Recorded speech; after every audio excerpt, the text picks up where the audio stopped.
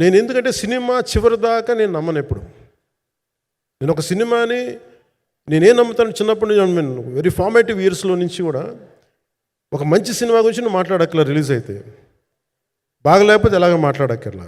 అందుకే నేను ఎప్పుడు సినిమా క్వాలిటీ మీద దృష్టి పెడతాను తప్ప ఇంక మిగతా వాటి మీద మాట్లాడను. అందుకే నాకు ఎప్పుడు ఈ మాట్లాడటం అనే దాని మీద ఎప్పుడు దృష్టి పెట్టలేం.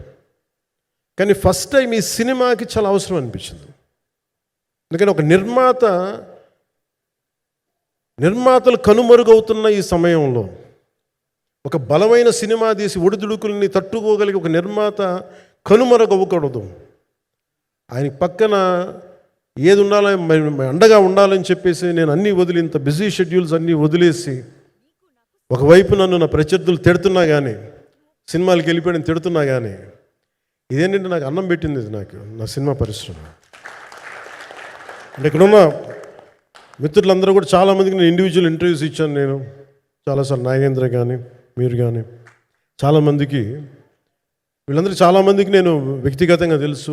కాకపోతే నాకు సినిమా అంటే నేను సినిమా గురించి ఎక్కువ చెప్పలేక ఎక్కువ మాట్లాడలేను. కానీ బట్ నాకు నిజంగా సినిమా మీద అపారమైన గౌరవం, సినిమా మీద అపారమైన ఆసక్తి, నాకు ప్రాణవాయువు అది.